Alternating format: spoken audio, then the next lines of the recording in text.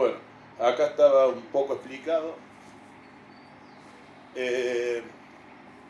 Bucci forma una fábrica, un sindicato le llamaban en esa época, donde empieza a trabajar con los primeros turbos aplicados a motores diésel. Y Brown Boveri, que venía de la fabricación de turbinas, mayormente aplicada en la parte hidráulica, empezó a trabajar también con un desarrollo en los turbos, también aplicado a grandes motores.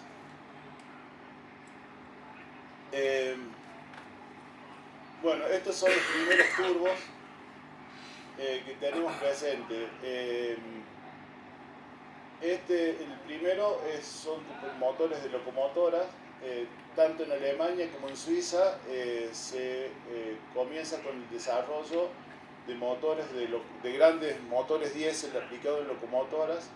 En cambio, en Estados Unidos y Francia empieza el desarrollo para la aviación.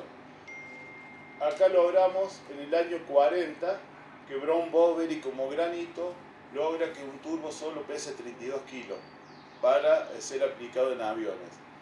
Y en Estados Unidos aparece un nombre, John Clifford Garrett, que es una de las marcas más difundidas en turbo en la actualidad, que hace los turbos, fabrica el turbo, desarrolla el turbo que equiparon al bombardero B-36, que fue el que tiró las bombas en Hiroshima.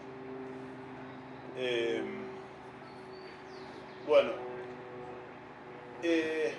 cuando surge el turbo, estamos hablando de turbos que giraban alrededor de 2000 a 3000 RPM, para lo cual hacía falta grandes volúmenes o piezas muy grandes para poder, turbinas muy grandes para poder manejar el caudal de gases de escape y el caudal de aire presente en un motor.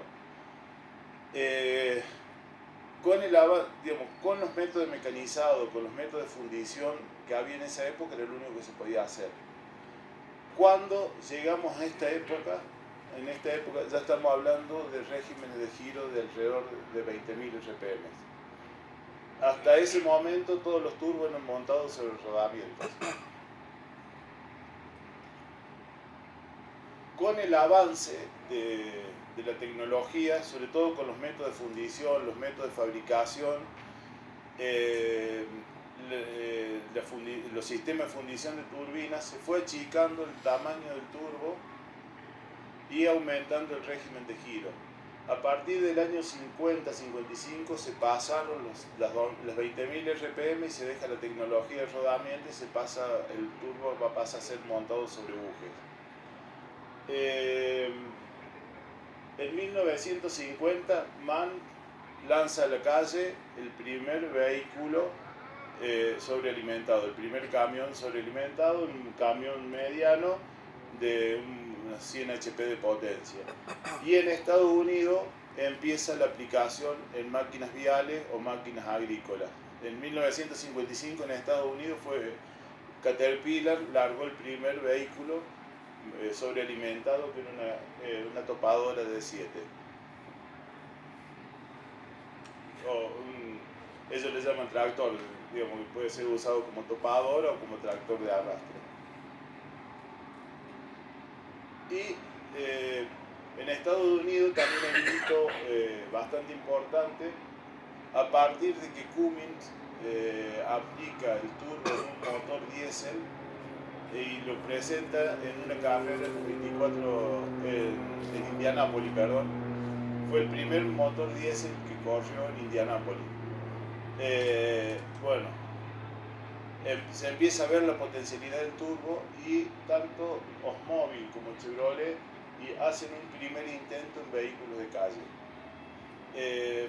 Fue comercialmente fracasa por el costo que tenían los turbos en esa época y porque el motor naftero era muy difícil el tema de la puesta a punto de la carburación. Estamos hablando ya en esta época de regímenes de giro cercanos a las 35-40.000 RPM. El turbo ya se ha achicado mucho el tamaño, lo que permite que pase a vehículos de calle. Y lo que en la década del 70 ocurren dos o tres cosas que potencian mucho la incorporación del turbo a los vehículos de calle. Por un lado, la crisis del petróleo de la década del 70, que hace que haya que empezar a ver el consumo de los motores, mejorar la performance de los motores y bajar el consumo. Y por otro lado, Renault aparece en la Fórmula 1 con un motor sobrealimentado que empieza a mostrar la potencialidad del turbo en forma impresionante. Estos dos hitos es lo que demuestra que el turbo es un elemento que puede ser aplicado en forma masiva. Y sobre todo que con la Fórmula 1 se pone de moda la palabra turbo o sobrealimentación.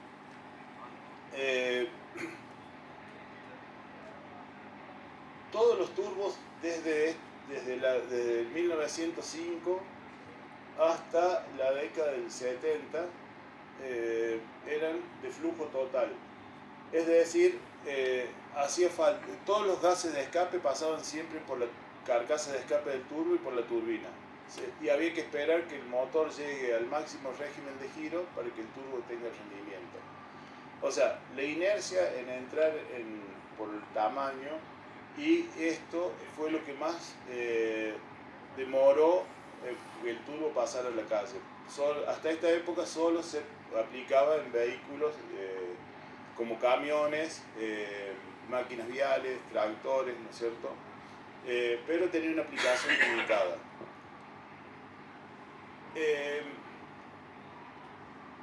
Recién al principio de la década del 80, fines de la década del 70, principio de la década del 80, aparece una palabra mágica en el turbo, que es la válvula Westgate o válvula de cortocircuito.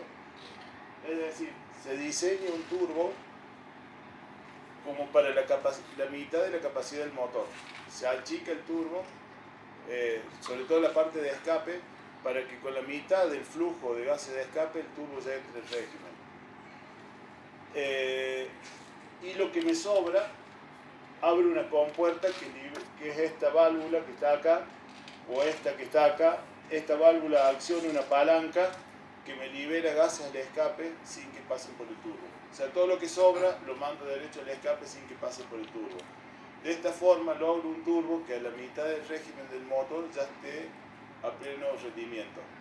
Bueno, esto fue lo que permitió que el turbo pase a los vehículos de calle y sobre todo permitió el gran desarrollo de los motores diésel chicos en Europa.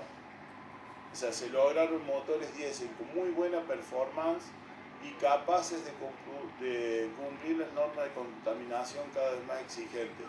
¿Por qué? Porque tenía aire en exceso a baja vuelta del motor, entonces podía inyectar combustible a baja vuelta y tener buena potencia a baja vuelta del motor. Esto fue lo que permitió que el turbo se difundiera masivamente. Esto ocurre gracias, como le decía, al desarrollo de los motores diésel en Europa y que se comenzó a aplicar en aplicaciones deportivas como el rally. Digamos, el gran crecimiento o el auge que tuvieron los autos de rally, que sobre todo la categoría B del rally, el World Rally Car, fue gracias a la incorporación del turbo y a la inyección electrónica. O sea, fueron varios avances que se dieron a la vez, ¿no es cierto? La incorporación del turbo y la aparición de la inyección electrónica, primero en los motores nafteros, ¿no es cierto? Y ahora ya en los motores diésel.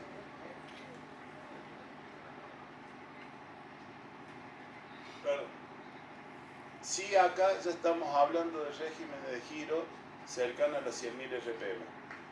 O sea, ese fue el avance del turbo en casi un siglo. De las 3.000, 4.000 RPM que teníamos al inicio del siglo a las 100.000 que teníamos al fin de la década del 80.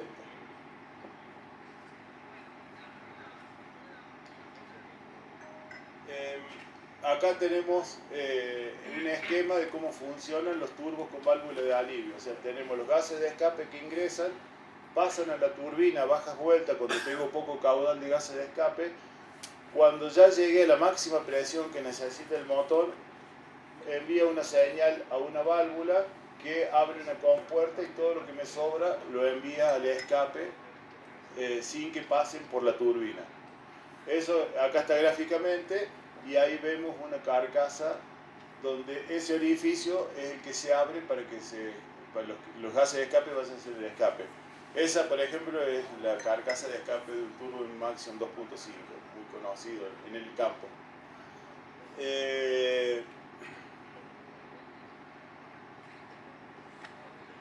Acá tenemos la carcasa y ahí este es un turbo de Cummins puesto en un camión, donde también acá se ve bien cómo funciona.